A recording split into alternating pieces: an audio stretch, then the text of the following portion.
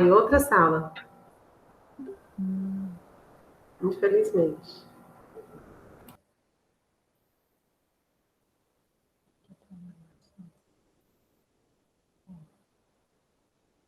Nós.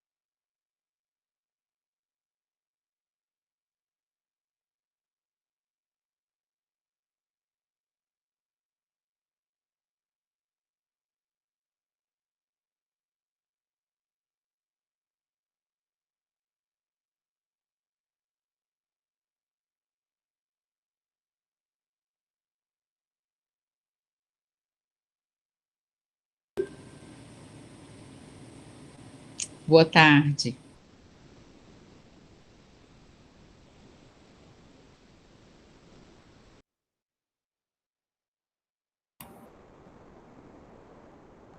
Boa tarde.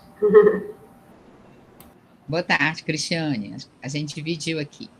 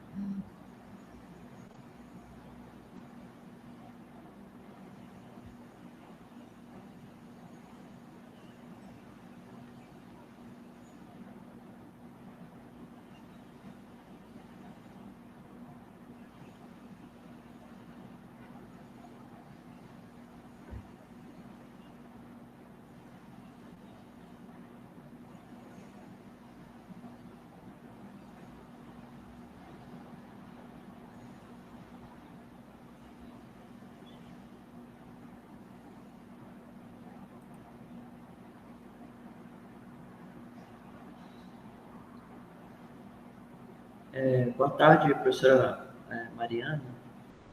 Gostaria de entender se as apresentações seguirão aqui conforme está nessa sequência aqui do que está no e-mail, né?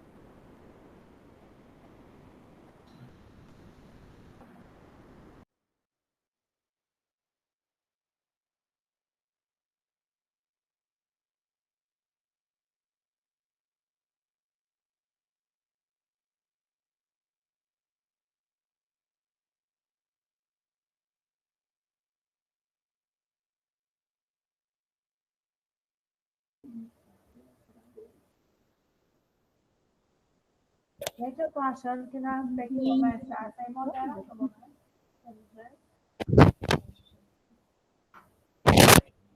Mariana, Oi, vocês estão me escutando?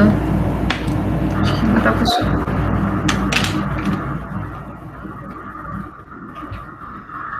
Eu consigo escutar. Agora eu tava com outro fone aqui, não tava dando certo.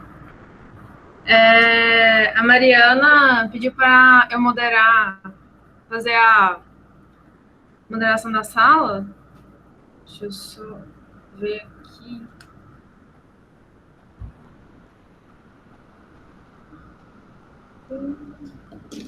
Meu nome é Maiara. Oi, Maiara. Oi, pessoal. Eu estou com as salas abertas, por isso que está dando um certo eco. Mas eu queria desejar uma boa apresentação. A Maiara Rezende é arquiteta, formada pela Universidade Federal de Goiás, e mestre em arquitetura moderna, e ela vai nos ajudar hoje a conduzir essa mediação para as discussões, e se precisarem de qualquer coisa, anotem aí no chat. Ok, obrigado. Olá, gente, tudo bem? Eu sou a Maiara. Hoje a Mari pediu para fazer essa moderação, e hoje a gente vai começar com traços de Art Deco no interior da Amazônia, Praça do Centenário em Santarém, no Pará. João, você, né? Isso. João, você Ok, pode começar, João? Oi? Você pode começar? Ah, sim, com certeza. Só vou aqui compartilhar a tela, né? Uhum. Só um segundinho. Aí, quando você for começar, aí a gente desliga as coisas para não ter contato e a apresentação ser tranquila, assim. Porque, geralmente, quando todo mundo deixa ligado o microfone, dá um eco, dá alguma coisa. Tá ok.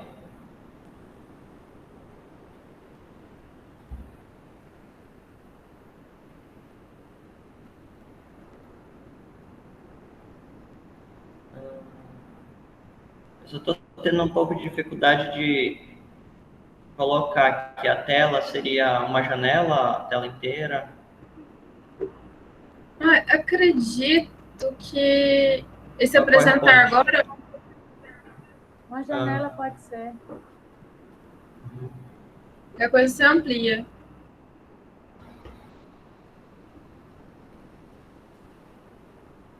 Tá, vocês conseguem enxergar aí, visualizar? Não. Agora sim. Tá ok.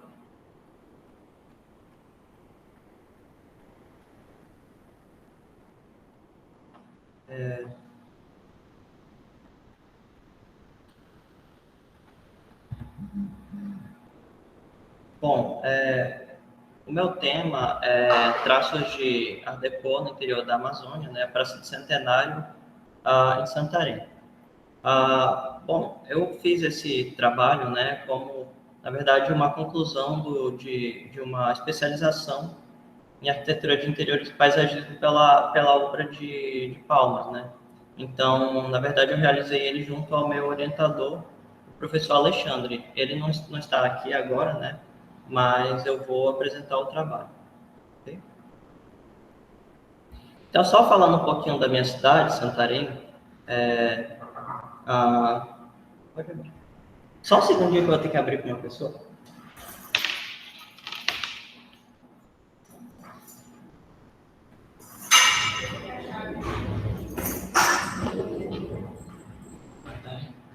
Perdão. Santarém, então, só colocando aqui, introduzindo ela, né?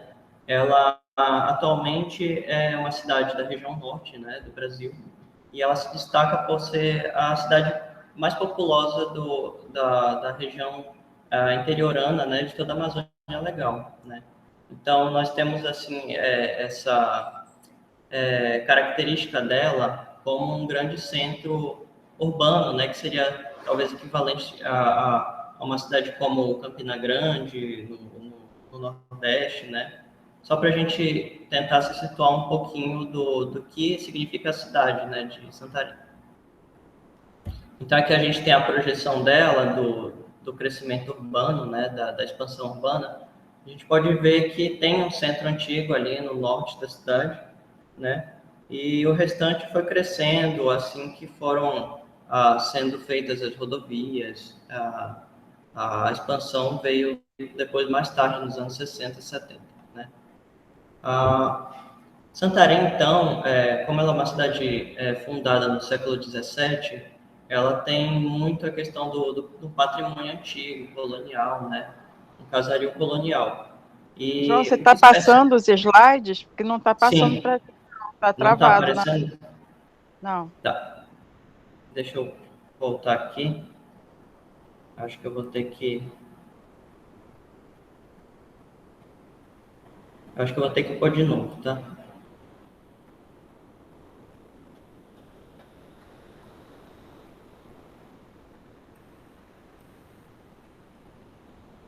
Apareceu aí? Ainda não apareceu não, João. Acho que agora vai.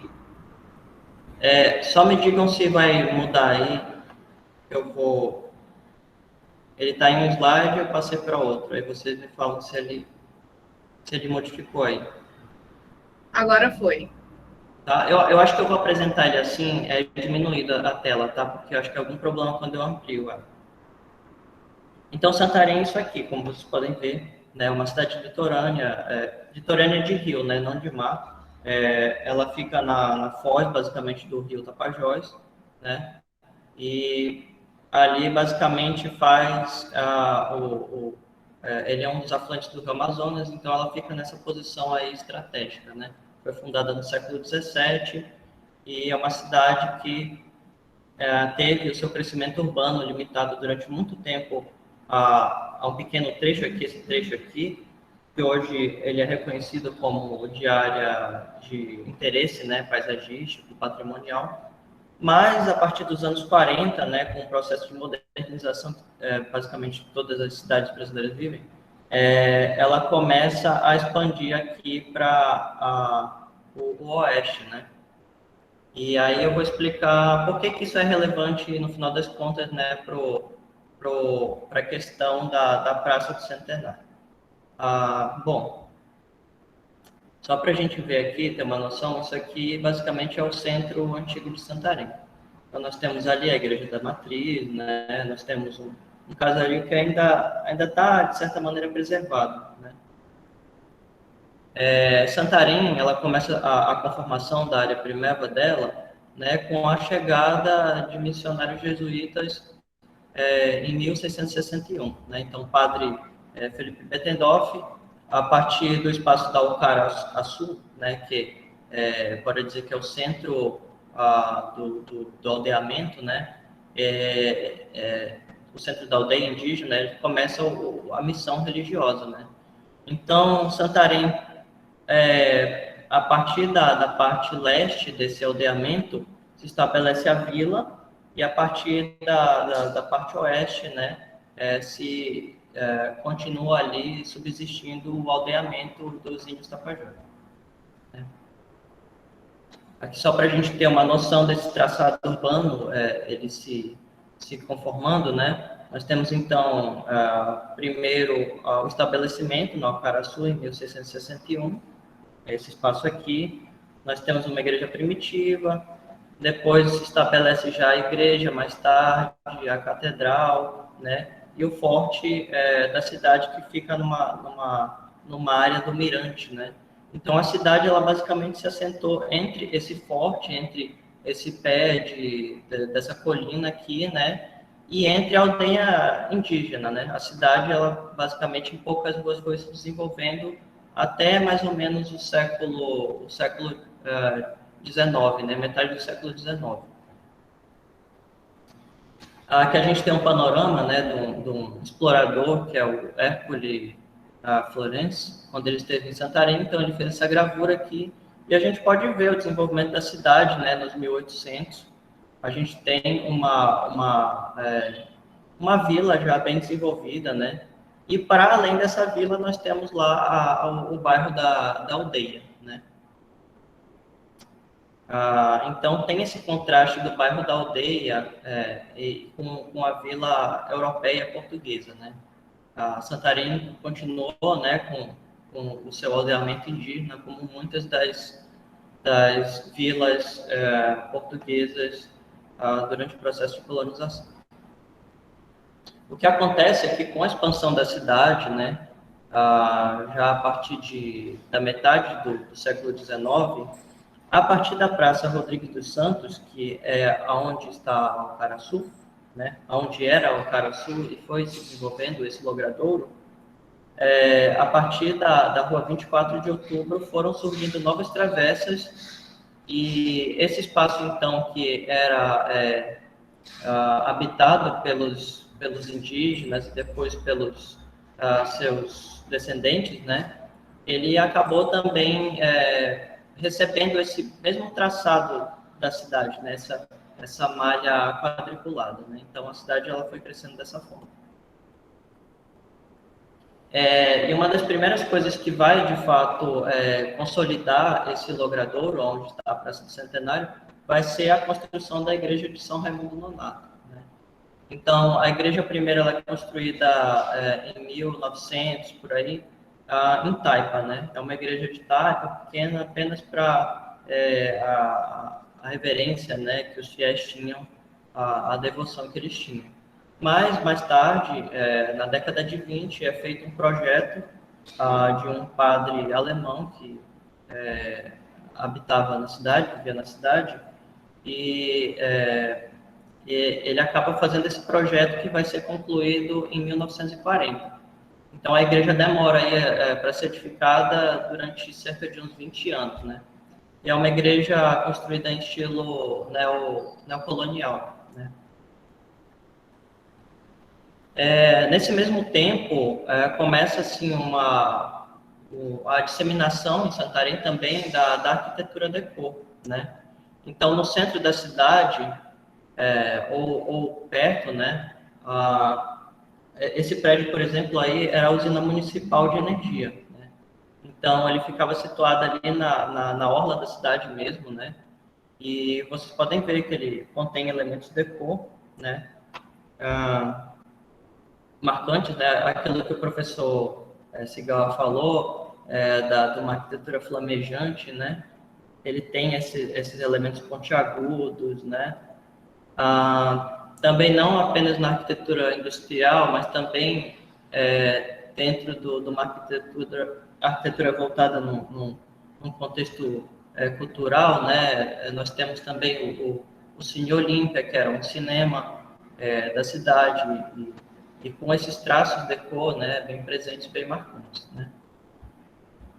Aqui só para a gente ter uma ideia do panorama, então, do que foi esse processo, essa mudança em Santarém. Nós temos uma igreja, então, muito antiga, né? A Igreja da Matriz é do século XVIII, apesar de que essas torres não são tão originais assim, porque, como vocês sabem, toda igreja passa por um processo de desabamento, alguma coisa assim, né? Então, elas foram reconstruídas, mas, basicamente, essa forma aqui, ela foi preservada. E aí você vê o contraste na cidade, numa cidade colonial, com essa nova modernidade que começa a aparecer, né? Essa modernidade deco. Aí aqui eu pego, isso aqui seria bom eu conseguir ampliar. Mas eu vou fazer uma leitura para vocês de um jornal que eu acabei tendo que buscar para fazer a pesquisa. E foi na época da elevação do centenário da cidade, né? Então, se fala aqui de Santarém na atualidade. Santarém pode se orgulhar do seu passado, de glórias. A cidade se apresenta muito bem tratada, exibindo edifícios novos e modernos, além de vias públicas movimentadas, mercado farto, litoral, né? E o que eles estão falando aqui, basicamente, isso em 1948, todas essas notícias aqui, elas estão falando em relação ao centenário da cidade, né? E a Praça do Centenário, como o próprio nome diz, ela vai ser um marco comemorativo do centenário de elevação da cidade, né? Então, em 1848, Santarém, que era uma vila, vai ser elevada à cidade, e como motivo de comemoração, a Praça do Centenário, então, ela é edificada justamente no bairro da Aldeia, que era um bairro, até então, a primeira expansão da cidade, né? Então, você tinha aquele núcleo urbano ali, mas a primeira expansão da cidade, que foi sobre o território que antes era dos indígenas, da aldeia, né? Ele foi ocupado ali, né? E na pesquisa, algo que chamou muita atenção também foi essa relação dos personagens políticos, né, com personagens nacionais mesmo, né? Então, temos aqui na ata da inauguração da praça a assinatura do senador Magalhães Barata, né? Então, para quem não é paraense, talvez não conhece, o Magalhães Barata era um político alinhado a Getúlio Vargas, né? E a gente sabe do processo de Getúlio nesse patrocínio desse novo tipo de arquitetura, né? Arquitetura deco. Então, a Praça do Centenário, ela vai ser inaugurada em 1948 e ela é projeto, né, Ele não era um profissional diplomado, ele era um projetista da cidade. Então, o Manuel Maria Macedo Gentil, ele acaba fazendo essa praça, né, nesses moldes. Aí aqui nós podemos ver fotos, mais ou menos, do período, dos elementos que se encaixam dentro desse contexto decorativo, né? Nós temos aqui um monumento, e não sei se vocês conseguem ver aí, no centro dele ele tem sobressaltos, né? Ele tem a figura de um índio, ele tem elementos pontiagudos, né? E o que mais chama a atenção nessa praça é esse coreto aqui, o coreto em concreto armado, né? Não só o coreto, mas basicamente todo o mobiliário, todas as edificações, as pérgolas, elas são em concreto armado, né? Isso, inclusive, garantiu a preservação deles, né? Porque a praça não é lá muito bem cuidada, né? Mas, como a gente pode ver, esse coreto aqui, ele assume formas, né? Que se encaixam dentro do que a gente pode entender como Art Deco, né? Então, ele tem elementos pontiagudos, ele tem sobressaltos, né? Ele tem aqui, até nos pilares dele, parece que faz um rabo de peixe, né? Que são elementos até puxando um pouco do design, né? Da questão estilística, dos novos carros que estavam sendo feitos, do design aerodinâmico. Essa aqui é uma outra projeção da praça, bem na época da inauguração dela, então as árvores nem tinham crescido ainda, né? Mas a gente pode ver o contraste da igreja neocolonial, né? Com essa nova arquitetura deco. Isso aqui ela é inserida no contexto urbano dela, né? Então, como vocês podem ver, o bairro da aldeia aqui, com casas bem singelas mesmo, né? Mesclando algumas casas um pouco melhores, mas aqui temos a igreja e temos ruas um pouco... Elas são retilíneas, mas são muito estreitas, né? Então, realmente, desse processo de expansão da cidade. Aí aqui são uma das casas do entorno, e uma coisa que chama muita atenção é que muitas dessas arquiteturas modernizantes que aparecem, na verdade, elas foram construídas sobre o que era a arquitetura antiga da cidade, né? Então, se aí tinha uma casa que ela tinha aquelas portas coloniais, janelas coloniais, depois meteram uma platibanda aqui, né? E isso aí tudo dentro do espírito da época de uma mudança modernizante, mas dentro ali do que era popular, né? Isso aqui é só para a gente ter um pouco de noção também do layout da praça, né? E aqui fica melhor para explicar também os elementos dela, né? A Praça do Centenário, eu coloco no meu trabalho que, apesar dela ter esses elementos decorativos, ela parte de uma organização formal baseada nas praças ecléticas da capital paraense, né? Então, apesar dela ser uma praça dos anos 40, já do século 20, o que estava no ideal da população como algo decorativo ainda permaneceu um pouco dos valores do formalismo clássico, né? E então nós temos aqui o espaço do coreto, nós temos um fosso de répteis, nós temos as pérgolas e todas esses elementos arquitetônicos, né? Pertencentes a um programa de arquitetura eclética, né? De praça eclética, mesmo sendo uma praça de pequena dimensão, né? A própria organização formal dela, o traçado, e também a implantação de espécies arbóreas, né? ela faz uso de espécies tipo ficus, jambeiro, que são introduções, né, de espécies não nativas, né. Aí isso é como ela está hoje, né? Esse paisagismo, na verdade, ele se desvirtuou e os próprios moradores foram ali implantando novas espécies, né?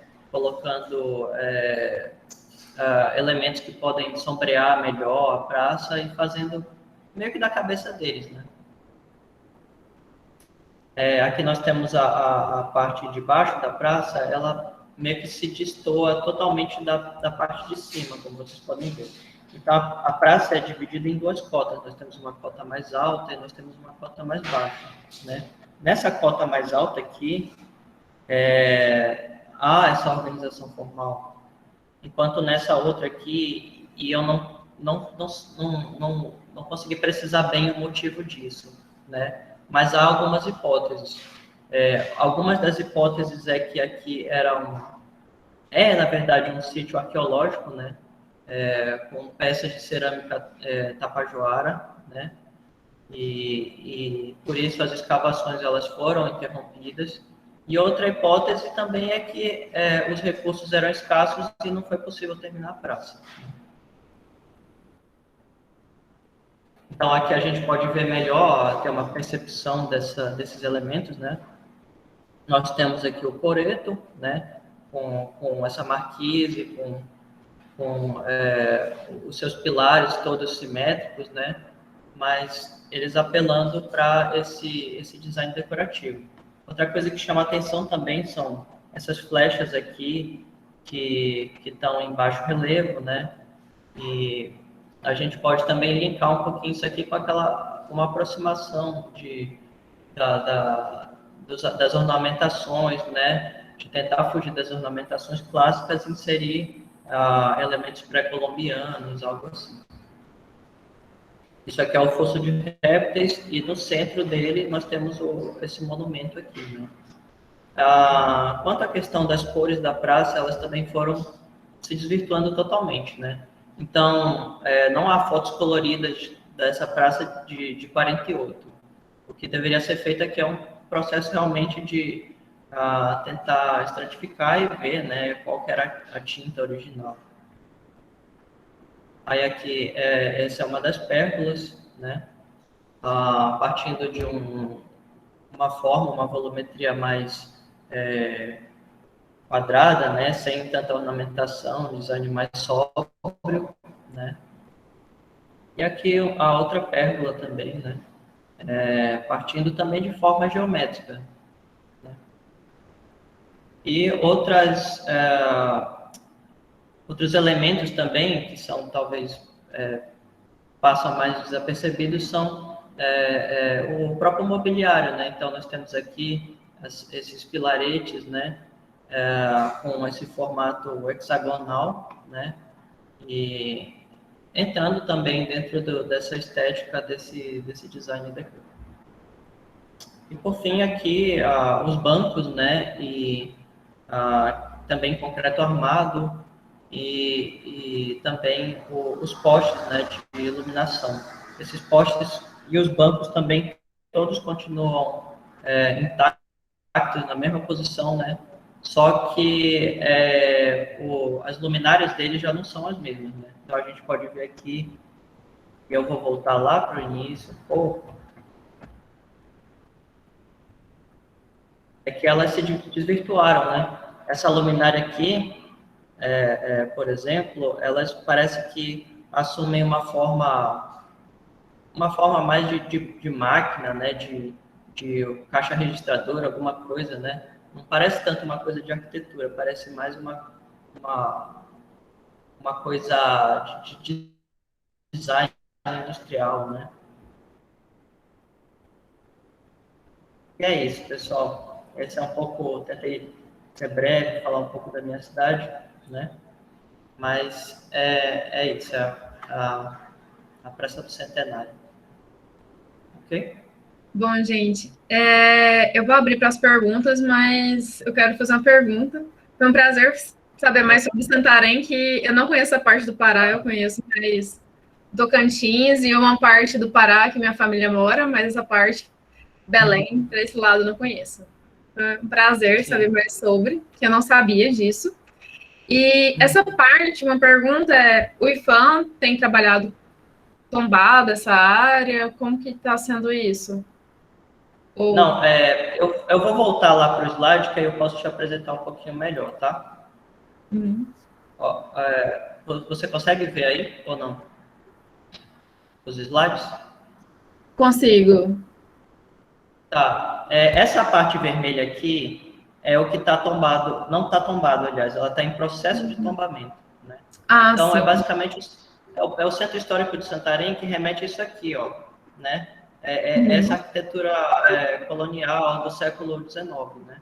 Então, tem ali a igreja, tem uma praça ali mais para frente, que ela não aparece aqui, mas isso é o que está dentro do interesse de preservar na cidade, né? Essa questão dessa arquitetura mais nova, né, mais moderna, Decor já não entrou dentro desse entorno de interesse de preservação. Né? Entendi. Alguém mais tem alguma questão para a gente debater? E se tiver mais alguma colocação, João? Que aí já passamos para o próximo trabalho, também a gente pode retomar a discussão assim que finalizar também, se alguém surgir alguma dúvida. Pode ser também? Pode ser, sem problema. A Cristiane está aí? E a Beatriz? Boa tarde, eu estou sim. Beatriz não está não, mas Sim? eu vou apresentar. Sim. Então, Cristiane, eu vou deixar você apresentar. E aí depois temos a discussão, a gente faz as questões e no final a gente pode fazer um outro debate novamente, caso surja alguma dúvida, tá? Tá ótimo. Então tá. Obrigada. Obrigada a todos. Obrigada, gente. Eu primeiro vou me apresentar, sou Cristiane Alves e trouxe a minha pesquisa aqui junto com a Beatriz. Vou aproveitar e compartilhar aqui a tela e já mostrar os slides que a gente tinha preparado. Vocês estão vendo? Sim. Sim. Vou colocar aqui em tela cheia, tá? Só um momentinho. Tela cheia também? Também. Tudo certo. Pronto, vou marcar também aqui meu tempo para não me alongar. Boa tarde a todos. Meu nome é Cristiane Alves. Eu fui orientada da Beatriz Diógenes para a minha dissertação de mestrado em 2018, que apresentei em 2018. E eu estudei o projeto e os projetos e obra de Neudson Braga, tá? Que é um arquiteto cearense.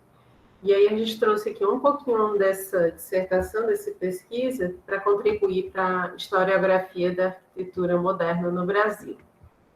Então, eu vou falar um pouquinho do Neudson, né? Para quem não conhece, ele é um arquiteto cearense, que nasceu em 1935 e se formou em 1959 pela Faculdade Nacional do Rio de Janeiro e voltou para Fortaleza para dar início a uma atividade, né, então nova, para um fazer arquitetônico novo, né, tornando-se então pioneiro aqui no estado, juntamente com poucos também que, da mesma forma que viajaram para fora, se formaram e voltaram para cá para fazer essa atividade.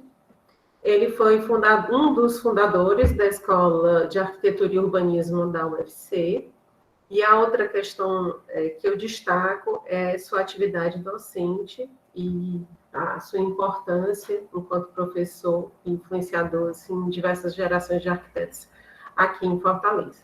Então, eu trago 4 obras para falar um pouquinho sobre cada uma delas, para mostrar que do início de sua carreira, que foi em 1960, né, e esses 10 primeiros anos, né, da sua produção estavam muito relacionados à escola carioca e à grande influência que ele teve em sua formação, e ao mesmo tempo em que ele vai se distanciando um pouco, e eu trago como referência desse distanciamento, então, dessa evolução do seu fazer arquitetônico à sua residência em 1970.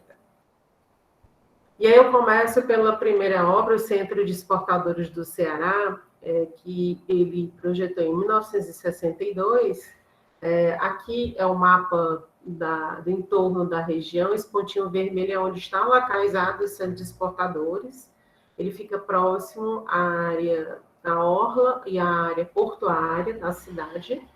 Aqui a antiga alfândega, o mercado central e a catedral metropolitana, como referências de arquitetura, e muitos pontos históricos da cidade, como o Forte Nossa Senhora da Assunção, a Santa Casa de Misericórdia, a antiga alfândega, que hoje é em Setur.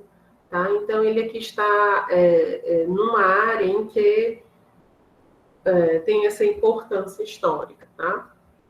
Então, como principais características, essa aqui é a obra, tá? É o Centro de Exportadores.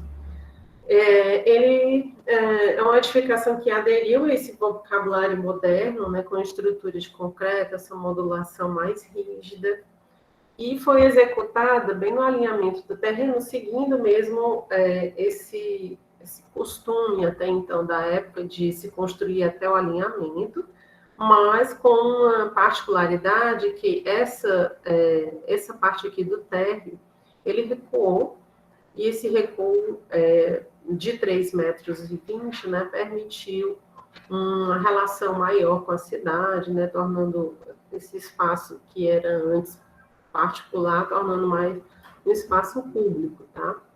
Então, esse prisma foi executado depois, tá? 2 anos depois, embora o projeto também tenha sido no ano seguinte mesmo, ele foi executado 2 anos depois, mas segue também a mesma modulação, tá?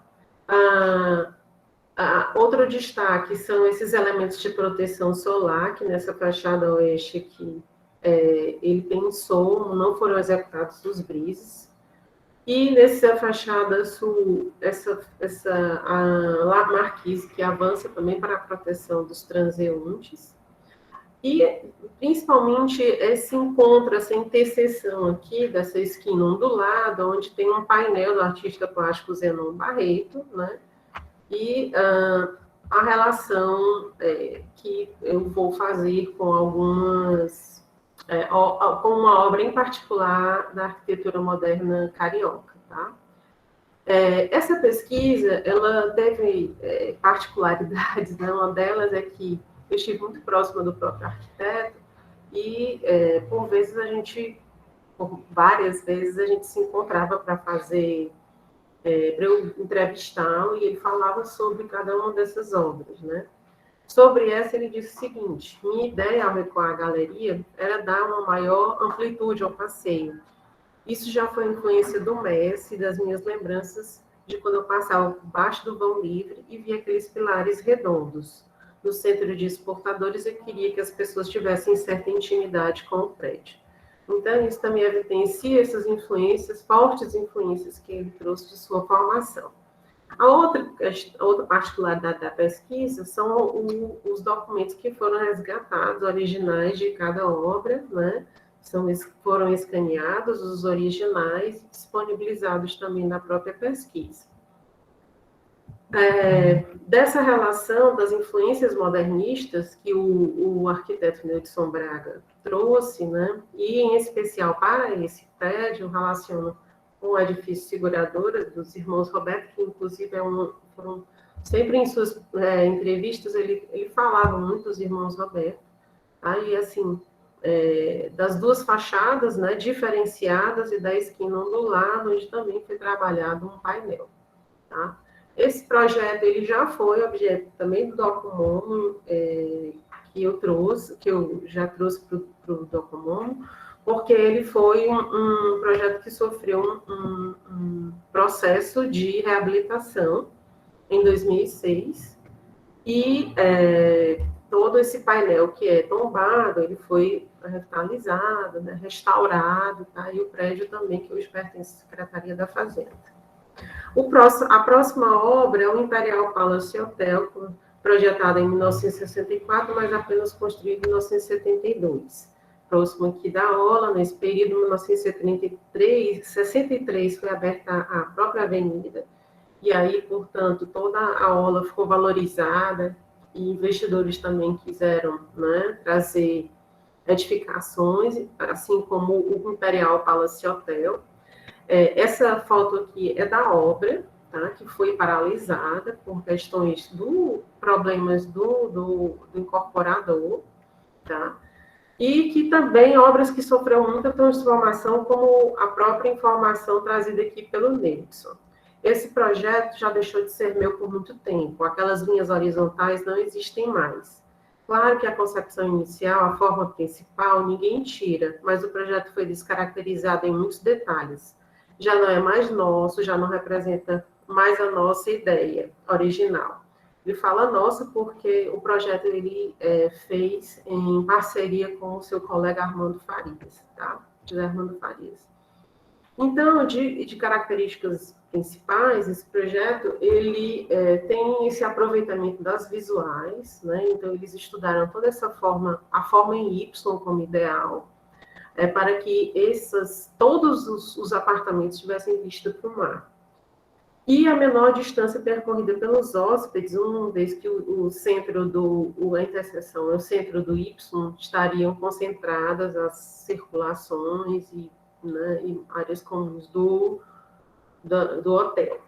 Essa esquina trabalhada, né, para integrar-se à cidade, com os pé direito duplo, com colunas redondas, muito espaço transparente, né, como eu falei, o pé direito duplo que rompe essa massa volumétrica, as lajes de concreto armado, essa laje de concreto armado que não dá para ver aqui, mas na outra imagem eu trago também, uma forma meboide, né?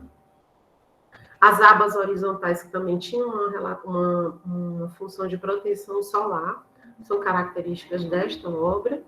E a outra foi a publicidade nacional que ela teve, porque ela circulou pelo Brasil inteiro, em duas principais revistas do Brasil na época, que era a revista Manchete e a revista Cruzeiro.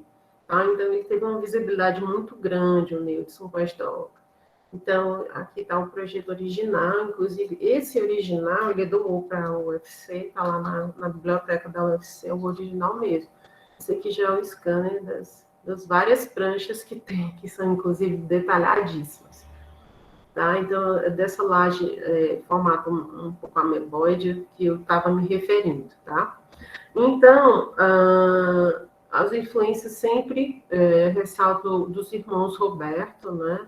Ou seja, as colunatas aqui, colunas redondas com pé direito duplo, e até mesmo a laje, lá em cima, ameboide, né? Referências do Oscar Niemeyer.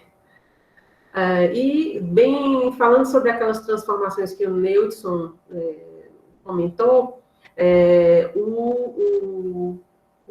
esse hotel, ele foi reformado, né? Assim, ele estava ainda no finalização da construção, quando outro arquiteto entrou, que foi a Janete e o Bossoi, com esse projeto, que ele descaracterizou o projeto inicial do Nelson, né? As abas horizontais sumiram, e principalmente essa esquina não teve mais essa relação com a cidade, porque ficou aqui um muro e a parte de entretenimento, inclusive da piscina, nesse canto. E em 2005, o Fausto Nilo e o Delberg também fizeram uma outra reforma, né, inserindo elementos como esse daqui, mas trazendo também, resgatando um pouquinho dessa relação com a cidade, colocando umas lojas aqui no pavimento terra. A terceira obra é o Edifício Palácio Coronado, projetado em 1965 e finalizado em 66. Ele fica localizado aqui próximo ao centro, e por ser, tem como característica essa verticalidade, né?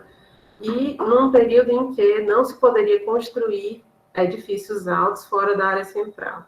Então, o próprio arquiteto ele elaborou o documento, textos e desenhos, levou para a prefeitura para conversar e conseguir essas, né, autorizações de construção, que inclusive permitiram que essa área, outras áreas, né, pudessem se tornar verticalizadas.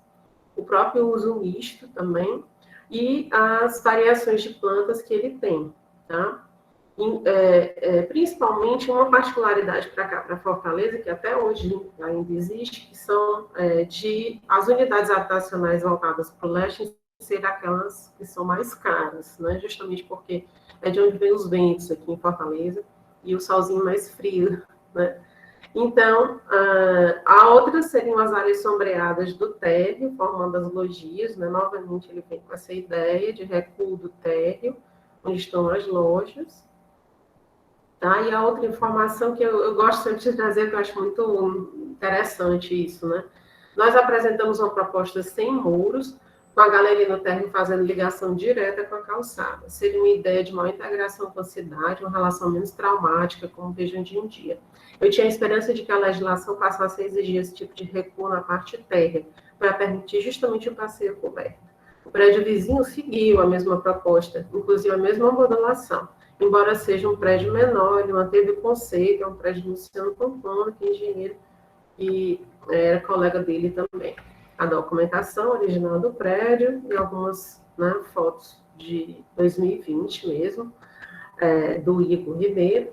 E essas relações que ainda estão presentes, né, na sua obra da Escola Carioca, né, aqui do edifício Anchieta, dessas esquinas, e esse pavimento intermediário do Jorge Moreira, de um edifício em particular, lá da Universidade Federal do Rio de Janeiro.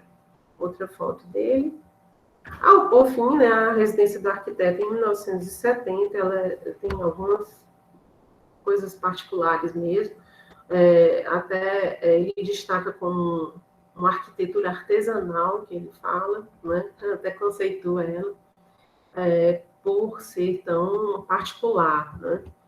Então, começando dessas particularidades, para essa pesquisa acontecer da casa do arquiteto, realizada em 1970, o projeto de execução, a gente estava sem nada, né, sem nenhuma documentação, sem plantas, sem fotos, aliás, 2 fotos apenas, e ele fez um grande exercício de memória, né, e a gente resgatou todo esse projeto.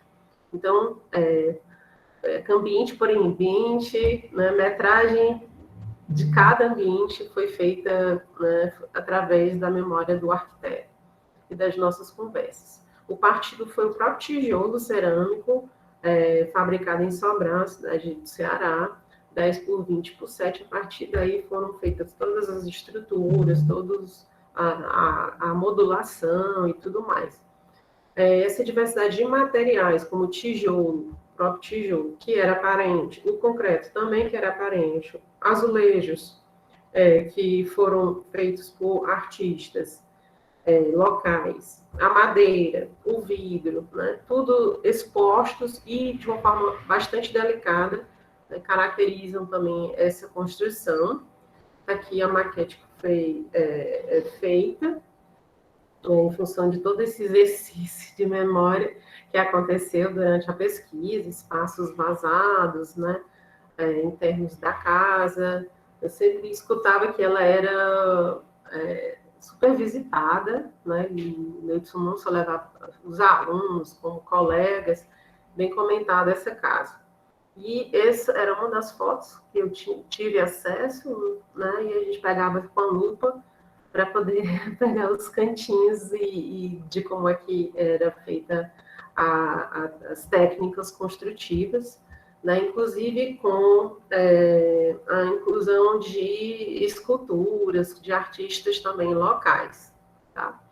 Então, a residência do arquiteto, com relação às anteriores, né, se distancia mais desses princípios que regeram a escola carioca e trouxe conquistas, né, espaciais significativas, fruto dessas experimentações realizadas principalmente no canteiro de obras e dessas tecnologias alternativas que ele teve que encarar, né? A ideia do Neudson, né, já estava mais alinhada às da arquitetura nova, e não se trata aqui também de atribuir a essa obra específica, né, características brutalistas, como já aconteceu, mas porque, embora encontremos nela estruturas e revestimentos aparentes, né, trata-se de um projeto experimental e único da obra do arquiteto, que recebeu um tratamento refinado, revestimentos bem acabados, materiais regionais, dos quais Neudson se apropria e aperfeiçoou, né, nessas técnicas locais. Então, seria isso. Muito obrigada. Eu também gostaria, mais uma vez, assim, de agradecer a oportunidade de estar falando sobre a obra do Neudson. Eu fico muito feliz, satisfeita mesmo, de ampliar essa historiografia e mostrar essa arquitetura realizada aqui em Fortaleza, principalmente pelo arquiteto Neudson Braga. Obrigada. Olá, Cristiane, foi um prazer o seu trabalho. Nossa, eu imagino que deve ter dado um trabalhinho, assim, refazer essas obras, porque eu passei por isso. Nossa, é bem interessante isso, assim, e incluir isso nessa historiografia, assim, porque no meu caso eu fiz sobre o Grupo 4, que fez Palmas, fez vários projetos aqui em Goiânia. Enfim, eu achei muito interessante saber um pouquinho aí de vocês, da história dele, desse arquiteto. Sim, ele é um arquiteto que produziu muito, Mayara. Então, eu tive muita dificuldade, inclusive, de escolher, né, qual obra esses foram 20 anos só, o meu recorte temporal foram de 20 anos, e dentre esses 20 anos, ele simplesmente entregou a chave do escritório dele, que estava fechado, né, está aqui, um arquivo, lá tudo organizadíssimo, e a responsabilidade enorme, né? Então, assim, eu fiz na primeira parte um apanhado geral, para a gente ter uma noção dessa obra, e escolhi 7 obras para fazer essa análise, né? No começo eram 10, aí a própria Beatriz, não vai dar tempo e tudo, e eu disse, mesmo, não vai dar tempo. Aí foram, no final, 7 obras, mas fiquei muito feliz com o resultado. Nossa, muito obrigada. Alguém tem alguma questão para levantar? O debate? Eu gostaria, boa tarde, também sou do Ceará, de Fortaleza. Eu gostaria só de ressaltar a importância do professor Neudson para a nossa arquitetura local e parabenizar a Cristiane pelo trabalho dela, que sempre é tido como referência por nós todos. E complementar um pouco, né, sobre o edifício Coronado, porque minha área de estudo é o edifício multifamiliar também. E aí,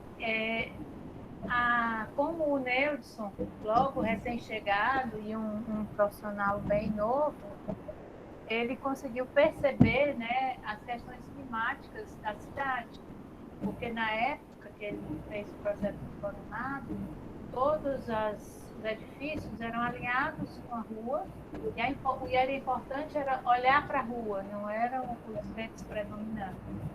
E o Neudson captou isso, e se você for analisar a arquitetura, por exemplo, Rio São Paulo, por exemplo, o edifício Esté, eles botam os apartamentos pequenos nos andares inferiores e os maiores nos andares mais altos.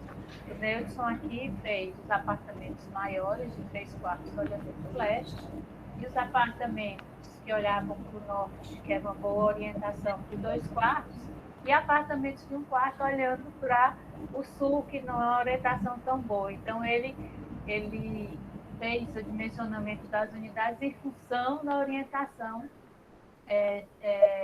da carta solar, né? Para poder minimizar a penetração na insolação. Então, eu acho assim, que ele foi um professor realmente ao pé da letra e atuou tanto na sala de aula quanto na sua prática profissional. Ele tem mais de 600 casas projetadas, né, Cristiane? Deve ter sido muito difícil fazer essa seleção, com certeza. Então, queria só dar os parabéns. Obrigada. Obrigada também pelo complemento. Mas foi tudo isso aí que a Márcia está falando, e muito mais. Eu acho que o maior problema é essas documentações e a existência de algumas coisas, porque muitas coisas desses arquitetos, elas se acabam, né, com o tempo, são demolidas, constroem prédios novos ali, e você não tem acesso a isso. Às vezes nem eles conseguem. Pois então, já que estamos aqui discutindo e é esse espaço mesmo para discussão, uma das obras que eu analisei foi o Centro de Convenções do Ceará, tá? Que já é dessa segunda década, né, depois do início da carreira dele. E aí, durante o processo da pesquisa, eu iniciei a pesquisa, trabalhei, fui no local, tirava as fotos e notava a deterioração da edificação. E com isso, eu juntei uma quantidade de assinaturas e dei entrada no processo de tombamento dessa obra, tá? Que era assim, próxima de uma das universidades daqui, tá? Justificando todo esse processo, dei entrada na Secretaria Municipal, né, Cultural do município, ficou nesse processo, e um ano depois, assim, eu, inclusive, já tinha defendido a dissertação, e o livro, porque também né, toda essa pesquisa está em um livro, já estava assim, no forno, não deu nem para refazer qualquer parte disso, ele foi demolido. Tá? E assim, eu achei terrível esse momento, porque estava em processo, não entrou de fato. Eu várias vezes fui na secretaria perguntando, e eles disseram que a lista estava grande, a fila estava grande de processos, eles sequer iniciaram realmente o processo de tombamento dessa obra. Tá? Então, eu lamento bastante mesmo, a demolição do Centro de Convenções do Ceará. E eu apresentei também no Docomomo isso. E denunciei o seu estado de conservação, denunciei tudo. Mas nada disso foi suficiente para o desfecho, né, da obra. Sim. Então é isso. É bem complicado. E acontece com frequência, né? Então. Infelizmente. Alguém tem mais alguma observação? Então, a gente pode passar para o próximo e a gente volta qualquer coisa nesse, tá? Que é o modernismo arquitetônico e as transformações na forma de morar, a origem da profissionalização da arquitetura de interiores no Ceará. A Beatriz, a Márcia, a Tânia e a Letícia. Boa tarde. Eu sou a Tânia e eu vou começar a iniciar a nossa apresentação, né? Como a Cristiane já falou, infelizmente a Beatriz não pôde estar presente. Estamos eu e a Márcia aqui e vamos também representar a Letícia, tá bem? Eu vou abrir aqui a apresentação para ver se vai sair direitinho, senão a Márcia apresenta por lá. Certo. Eu vou desligar o microfone, qualquer coisa eu volto, tá? Tá ótimo.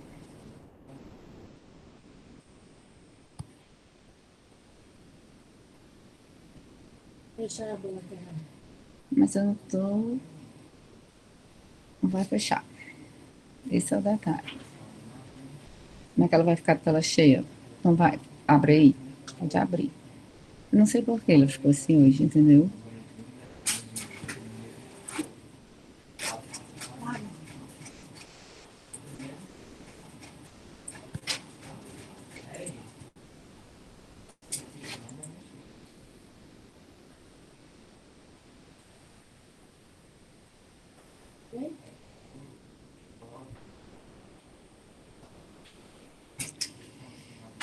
Bem, boa tarde, vamos iniciar aqui, como o título fala, nós vamos falar do modernismo arquitetônico e as transformações na forma de morar, fazendo alusão à origem da profissionalização de arquitetura de interiores no Ceará. Você vai ter que passar. Bem, a nossa pesquisa, ela tem como recorte o início na década de 1950. E ela vai coincidir exatamente com também o início, a chegada de vários arquitetos com formação fora da cidade, do estado, porque nessa época nós ainda não tínhamos o curso de arquitetura aqui no estado, e daí tem a chegada exatamente dos primeiros formatos no Rio de Janeiro e em Recife. Liberal de Castro, Neudson Braga, como logo foi apresentado pela Cristiane, Marrocos Aragão, José Armando Farias e Ivan Brito. Esses arquitetos começam a atividade desenvolvendo projetos das primeiras casas modernistas na cidade, e eles começam a ter também um certo cuidado com os interiores, apesar de que de uma forma muito generalizada. O que vai acontecer mais tarde de uma forma mais específica. Aqui são algumas das residências, no caso, a residência Marcelo Sanford, do arquiteto José Armando Farias, e a residência do Dario Galvão, que é um projeto do Neudson Braga. Com o andamento das obras na cidade e também por outros arquitetos externos, como o Acácio Gil Bossoi, que vai desenvolver com muita precisão essas primeiras residências modernas no bairro da Aldeota, espaço, território, a região do qual nós vamos ter as primeiras casas modernas na cidade. E aí, no caso, se destacam algumas obras, inclusive de empresários da cidade que contratam o projeto do Bossoi. E além das casas propriamente ditas, das residências, nós também vamos ter o Palácio da Abolição, aqui no caso de autoria do arquiteto Sérgio Bernardes, também com as características modernistas. Contudo, temos também uma certa influência, né, de um autodidata, que é o Arialdo Pinho, carioca, que vem para a cidade, e o Arialdo Pinho vai ter uma relevância grande com relação aos interiores, porque nesse período ele já desenvolvia de uma forma bem apurada os detalhamentos das áreas de interiores, e, coincidentemente, alguns dos estudantes de arquitetura e jovens ainda, colaboradores dele, que estagiaram no escritório, começaram a ter um maior cuidado, um maior detalhamento, realizar detalhamentos mais apurados nessas áreas de interiores. Dentre os seus estagiários estavam dois dos nossos renomados arquitetos de hoje, Fausto Nilo e Odelberto Ponce de Leon, que trabalharam lá com Arialdo durante a década de 1960. E nós vamos ter, né, em algumas residências aqui, que são os projetos do Acácio Gil Bossoi, a residência do José Macedo e a residência do Fernando Macedo, eles já são projetos onde o Bossoi vem com um apurado da arquitetura dele, já deixando tudo relativamente pronto para esses interiores, que no início, inclusive, ele mesmo também desenvolveu alguns espaços, o que mais tarde vai receber outras colaborações.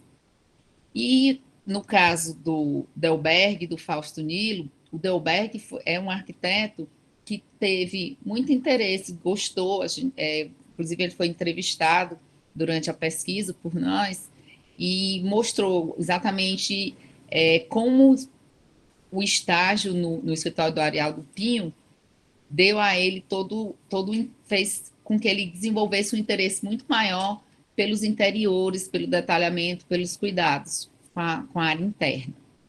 Aqui o projeto Palácio da Abolição, do arquiteto Sérgio Bernardes, como um dos nossos edifícios modernistas da década de 1970. Contudo, durante o período, ainda voltando lá para a década de 1950, Os interiores, propriamente ditos, em Fortaleza, eles eram do cuidado, né, e da atenção de mulheres da alta sociedade que tinham um requintado gosto, e com isso, tanto elas colaboravam com a organização de eventos, de festas, dos casamentos da própria família, como também do cuidado em decorar suas casas. Com isso, familiares, amigos próximos sempre estavam requisitando uma colaboração nesse sentido. E nós percebemos, durante a pesquisa, que muitas dessas senhoras, né, eram também muito ligadas às artes visuais. Então, nós vamos ter a Inês Barbosa Fiuza, que depois é uma galerista, e já tinha, na realidade, um apurado olhar para as artes visuais. A própria Heloísa Joaçaba, que foi uma artista visual relevante aqui na cidade. E a Regina Joaçaba, que é da mesma, elas eram concunhadas, no caso, tinha também esse gosto apurado, desenvolveu mais ainda ao conviver com a cunhada e chegou a ter uma loja de móveis aqui na cidade muito relevante. Tá? Então, essa ligação com os eventos e as artes estavam sempre ali em torno delas, que tinham esse requintado olhar. Contudo, tivemos também uma outra influência do arquiteto Mr. Davis, um americano que veio para a cidade por questões até mesmo voltadas à educação, com escola, outro assunto, mas como arquiteto, ele contribuiu bastante, porque começou a proferir palestras e cursos no sentido de instrumentalizar mesmo alguns profissionais autodidatas que tinham interesse em saber mais, e como no período ainda não tínhamos o curso, e muitos não estavam também interessados em fazer um curso de arquitetura propriamente dita, eles eram decoradores, né, natos, ou tinham afinidade com a questão. Mas o Mr. Davis encaminhou para que fosse melhor, tecnicamente eles ficassem um pouco mais desenvolvidos. E com tudo isso, mais à frente, nós também vamos ter outros nomes relevantes com relação aos decoradores autodidatas da cidade. No caso, CG de Castro, que mais à frente vai ter uma parceria com um engenheiro sócio e vai desenvolver belíssimos projetos, Jacaúna Aguiar e o Raimundo Luiz Holanda. Aqui são só algumas resgates que nós conseguimos. Aqui a casa, na realidade, uma perspectiva da ambientação executada pela Inês Fiuza, da sua própria casa, por ocasião do seu casamento, o que acabou destacando o trabalho dela, e a partir de então ela começou a ser convidada para participar de outros projetos. Aqui, no caso, é a fachada do antiquário, Recanto de Ouro Preto, que era o antiquário, que depois virou uma galeria de arte da própria Inês Fiuza. E uma ambientação, uma decoração voltada muito para os eventos também desenvolvidos pela própria Inês. Mas aí nós chegamos, talvez, no cerne do nosso assunto com relação à arquitetura de interiores propriamente dita, quando recebemos aqui em Fortaleza Janete Costa. A Janete chega à cidade juntamente com o Borsoi, que é seu companheiro de vida e de carreira de trabalho, porque, como já foi apresentado, o Acácio Gil Borsoi começou a desenvolver projetos arquitetônicos por volta da segunda metade dos anos 1950.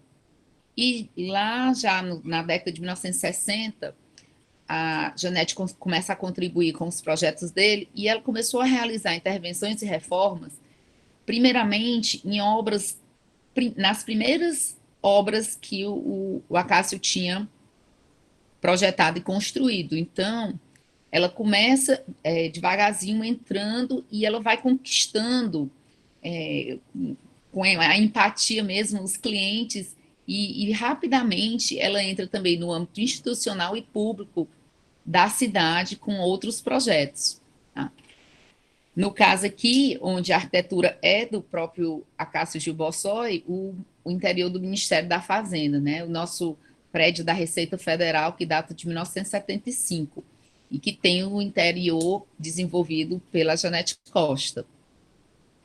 Dando continuidade a outros projetos e projetos relevantes, ao final da década de 1970, ela também vem projetar todos os ambientes internos do Hotel Esplanada, um hotel que tem como arquiteto o Paulo Cazé, né, o carioca Paulo Cazé, e ela fica responsável por todas as áreas internas. Esse projeto, realmente um projeto amplo, que repleto de muita identidade e arte, e onde ela deixa a identidade dela muito marcada, inclusive gerando todo o intercâmbio com as artes visuais. Então, ela tem muitas trocas entre os artistas, tanto locais, como ela traz artistas brasileiros. Ela deixa a marca do Boulé Marx, da Tomiotaki, várias obras de artistas fazem parte dos interiores desse projeto. E aqui no Ceará, ela acaba encontrando também um celeiro bem abundante de talentos, o qual ela realmente contribui bastante para que eles sejam, inclusive, conhecidos nacionalmente, e há essa troca muito valorosa.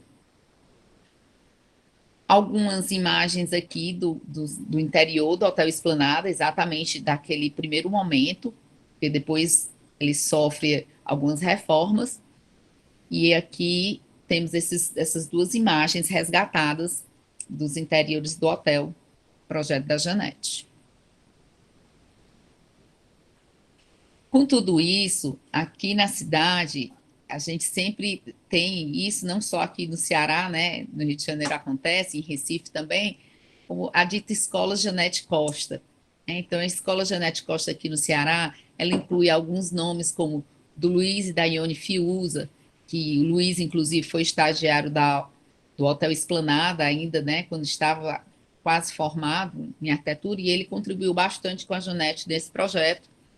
Mais tarde, a Janete vai desenvolver, em parceria com a Denise Pontes e a Magda Alquenda, alguns projetos, e também influencia muito a obra da Jaqueline Fiuza, e a Cristiane Silton se torna, por algum tempo, uma mediadora do trabalho da Janete, era um braço direito da Janete aqui na cidade, porque a Janete, ao transitar por todo o Brasil com as suas obras, sempre tinham colaboradores na cidade.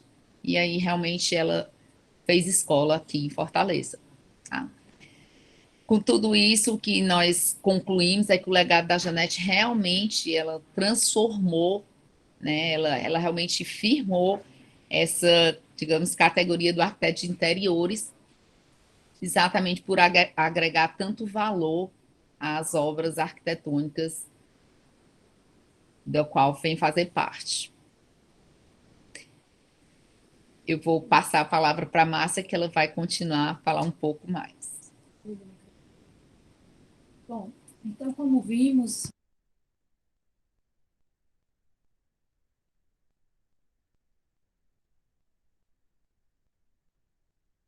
Márcia, travou ou sou eu que não estou ouvindo?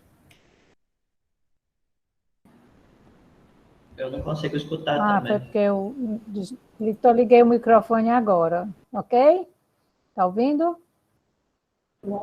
Tudo certo agora. Ok. Bom, como a gente explicou, ocorreu que os arquitetos jovens do Ceará, todos se formaram na década de 70, no final da década de 70, começaram a admirar, através da Janete, valorizar a arquitetura dos espaços interiores de edifícios e de apartamentos. E aí isso coincide que no final da década de 70 começaram a ser construídos os primeiros edifícios residenciais, a maioria deles em terrenos espaçosos, na Aldeota e na Avenida Beira Mar. A legislação foi modificada da cidade, se permitiu uma verticalização até 72 metros na beira-mar, o que fez com que, juntamente com alguns fatos de necessidade de segurança, fossem construídos verdadeiras mansões à beira-mar em Fortaleza. E aí, esses apartamentos, eles eram padronizados. Com isso, abriu-se um grande mercado de trabalho para esses arquitetos recém-formados ou com formação, com uma atuação de pouco tempo, né? Então, esses apartamentos precisavam ser modificados, personalizados e ter uma identidade própria de cada morador. E a intervenção em apartamentos já gerava uma necessidade de uma capacitação técnica maior. E acabou que se restringiu, né, aquele mercado de trabalho que tinha atuação mista entre autodidatas e jovens arquitetos, foi restringida a maioria para ser trabalhado por profissionais arquitetos, né? Isso incrementou sobremaneira a contratação desses arquitetos e fez com que a profissão de um arquiteto de interiores se consolidasse na cidade de Fortaleza e no Ceará.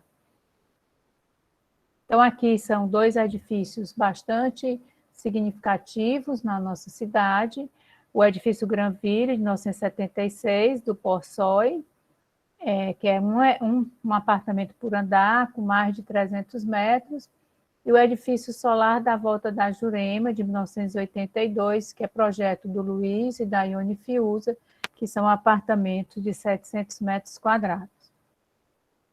Então, nossa pesquisa ela é inédita, e nós iniciamos porque nós 3 somos professoras da Universidade Federal do Ceará, de uma disciplina chamada Projeto de Arquitetura de Interiores, e nós sentimos uma necessidade de entender como foi que ocorreu, né, a trajetória, como foi que essa atividade se tornou uma atividade profissional e valorizada em Fortaleza.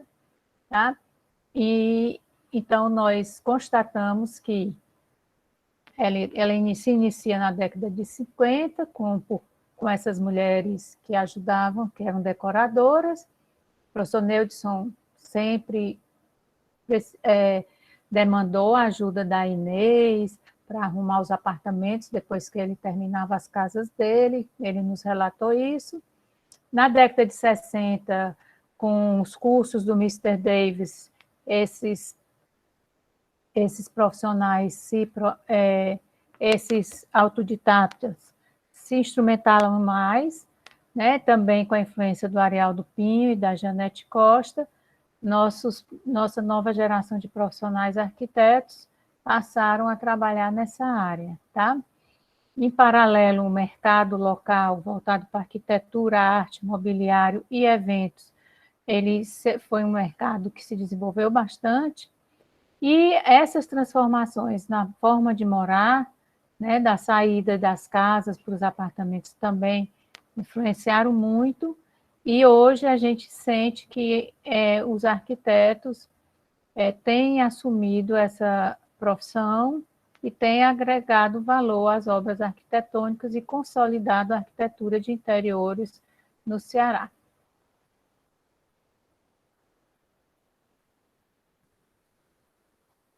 É isso. Muito interessante a pesquisa de vocês, muito mesmo. E é muito bom ver essas referências, assim. E quando vocês mostraram o prédio do Borsoi, eu lembrei de Recife, porque na Orla, lá em Recife, tem alguns prédios dele, é a linguagem dele. E é muito interessante mesmo. Nossa, todo mundo de parabéns, gente. Muito legal mesmo ver essas referências, ver esses projetos que eu não conheço. E a Cristiane, você quer falar? Pode falar. Tá, Márcia, é um assunto que eu acho super interessante, né? Até pela também arquitetura de interiores, né? Que me aproxima desse assunto. Eu tenho um livro da Janete que mostra não só esse do Ministério da Fazenda, como o do Serrolim, Tu tens esse livro? Separei ele aqui, tá? Tu tens ele? Ah, tá bom. Eu não, a Tânia tem.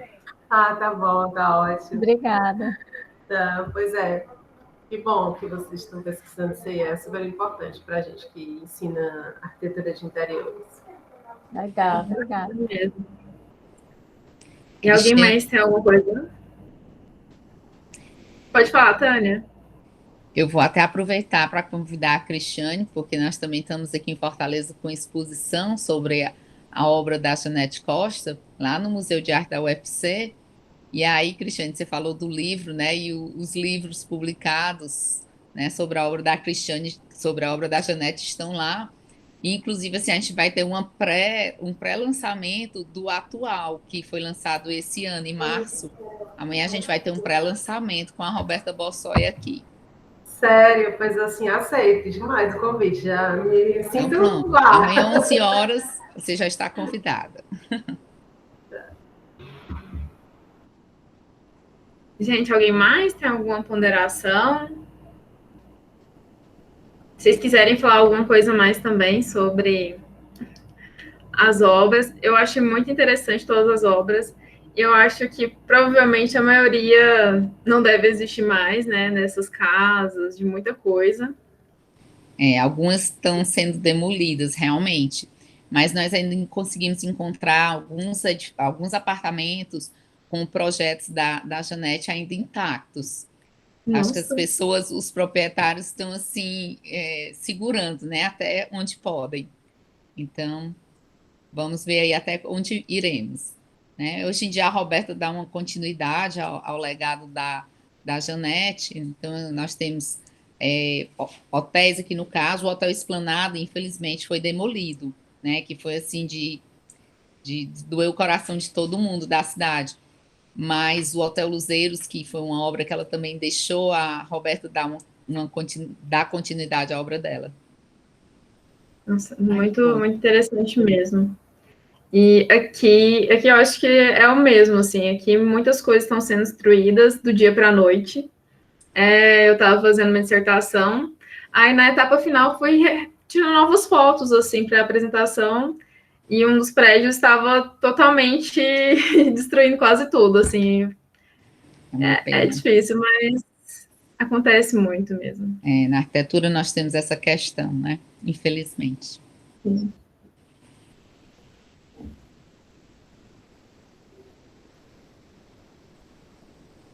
Falaram aqui no chat. Através do trabalho da Cristiane, consegui identificar os projetos do Neudson no interior do Ceará, Juazeiro do Norte. Realmente um grande arquiteto no nosso estado. Eu vou falar com a Mariana.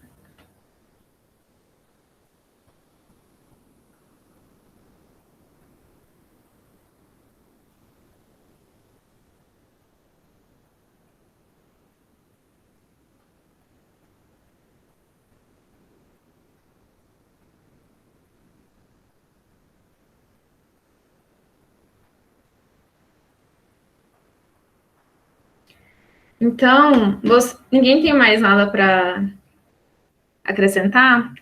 Eu vou agradecer vocês, eu adorei os trabalhos de vocês, muito legal a pesquisa. E gente, muito sucesso para vocês nas pesquisas de vocês. E espero em breve vê-los. Mais coisas publicadas. As outras apresentações não vão acontecer? São só 3. Nessa se tivessem mais. Peraí. Pode abrir Não, é só essas mesmo. Só essas 3. Eu até assustei, vai ter mais, gente. A gente pode abrir as câmeras para tirar uma foto? As câmeras podem ser desligadas ou ligadas? Ligadas para tirar uma foto.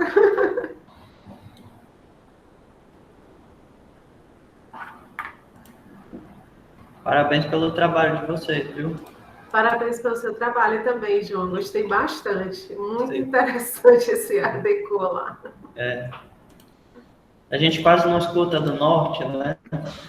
Às vezes, mais até o Nordeste é falado, né? Mas o Norte realmente é bem esquecido. Essa parte do Pará eu realmente eu sabia mais de Santarém só pela praia mesmo, que é bem famosa, assim. Eu até. tô gostando muito.